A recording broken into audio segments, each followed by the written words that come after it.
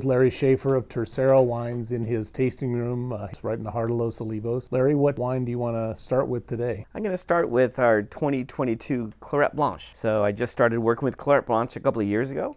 Have really fallen in love with it. Where are the grapes from? These grapes come from a vineyard called the Ynez Vineyard, way out in Happy Canyon. Oh yeah, I know that one. As you know, there's not a lot of Clairette planted in California as a whole. Not a lot planted in Santa Barbara County. Started working with this variety when I couldn't get Picpoul. I originally wanted to do a Picpoul Blanc. Ended up working with this first, and now I work with both of them. So how did your experience in educational and trade publishing influence your approach to winemaking? Affected me in a couple of ways. One, from an educational standpoint, it wasn't just educational publishing. My father was an educator for 30 years. He really knew how to connect with people, both in the classroom, but then also as a business person.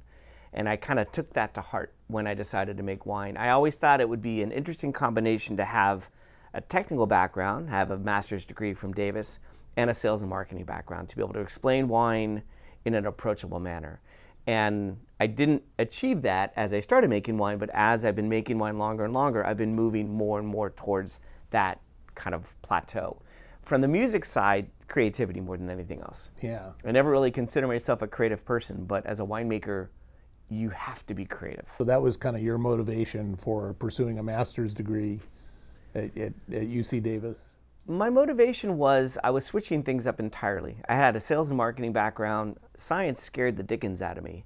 And my first thought was, let me go into wine sales, having a sales background, but I wanted to challenge myself. So I kind of took science head on, going to school, taking classes at community colleges with kids who literally could have been my kids, taking general chemistry and biology and all the stuff that I had no interest at all in taking in order to get my master's. How did your family's perspective on career and passion impact your decision to transition into the wine industry? They were all for it. I mean, it was time for a change. I wasn't happy doing what I was doing, and life is way too short to not be passionate and enthusiastic on a daily basis. What's kind of the timeline of that, if you don't mind?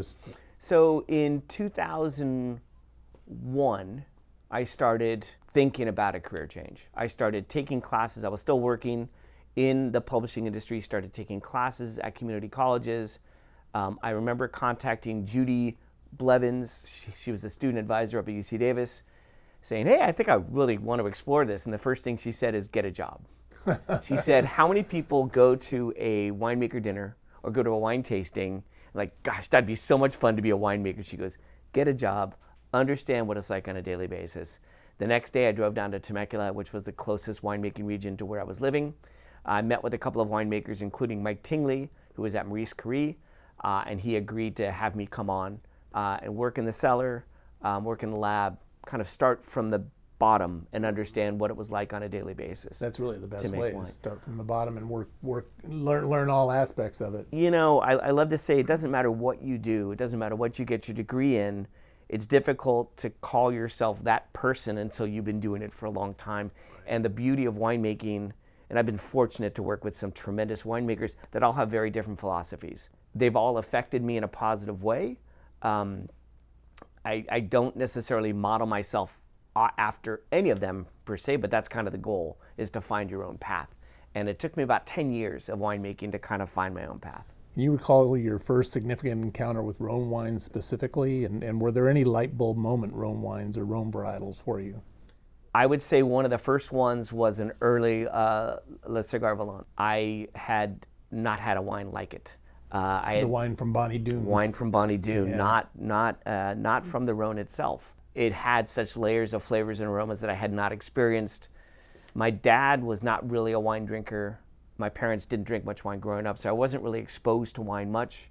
As a young adult, I wasn't drinking wine. I wasn't around those types of people that were drinking wine. But as I started drinking wine, I started exploring different things. My dad and I kind of got into wine at the same time. He was very much more, well, first of all, he was a Robert Parker fanatic. Parker liked it, he had to find it.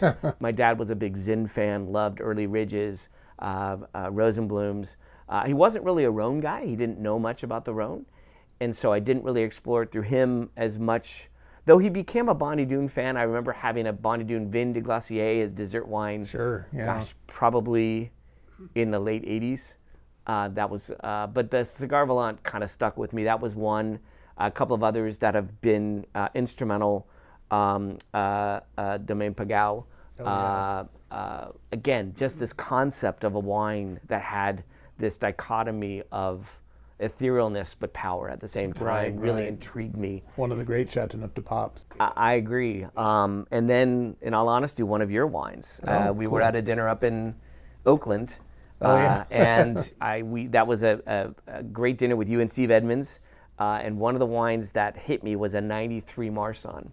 Yeah. And you brought 2 bottles of it. One of them, the cork was okay. The other one, it was pristine. I just kept filling my glass throughout the night. And we had a tremendous number of beautiful wines that night. But that wine, to me, was as complex and layered as any wine, red or white, that I've ever had. And that kind of really set a light bulb on in terms of what these varieties can do that maybe we don't understand and appreciate. How did your education influence your winemaking style?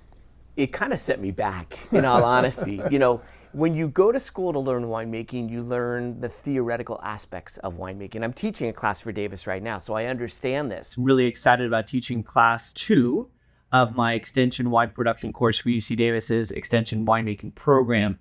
And it's great. It sets a benchmark. When I started going to school for winemaking, I didn't have a career in winemaking before me. I didn't have a family that drank wine before me. So I was learning on the fly at that point, and I had to be dependent upon education, formal education.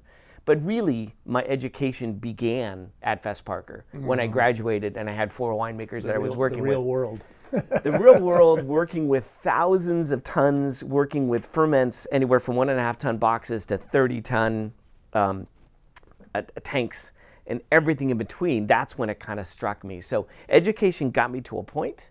Practicality has really taken me to new levels. And what inspired you to focus on Rhone varietals when establishing Terceira Wines? 2 things. One, my master's thesis was on tannin development in Syrah. So California taxpayers paid for me to taste about 180 Syrahs from California, Washington, Oregon, a couple from Australia and a couple from the Rhone.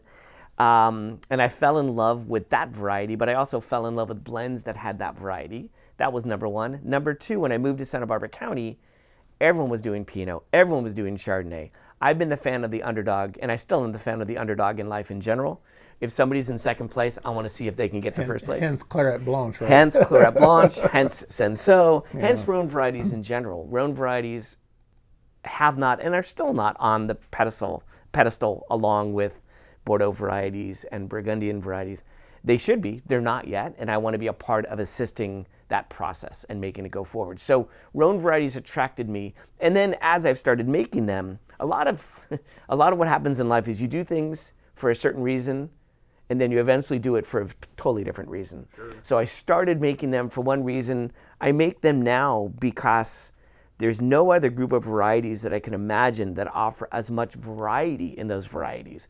It's kind of like, how many different cuisines can we eat? Well, that are Rhone varieties, in all honesty, and they all go in different directions. So I've grown into loving them even more after having worked with them and experiencing more of them from other producers like you. And how did you come up with the name Terceira Wines? And another thing I'm curious about is you use all small case letters on the label, and even in your correspondence and so forth. What's the thought behind that? So tercero means third in Spanish. I was a third child. I had 3 kids. I recently got remarried, and I have a 4th, so that doesn't necessarily hold anymore. And then when I went to school at UC Davis as an undergraduate, the dormitory complexes are primero, segundo, tercero, and cuarto. Yeah. So I lived in tercero for a couple of years. Oh, cool. 3 is not my favorite number. I love to say any kid my age growing up who played soccer, 10 was your favorite number because that was Pele's number. But 3 just seems to work. And then the lowercase, I know I talk a lot. I know I can be loud, but I like the understated aspects of certain things in wine. And I think by having it lowercase, it draws attention to it in a way that is different than if I shouted it. Yeah. I'm whispering it rather than shouting it.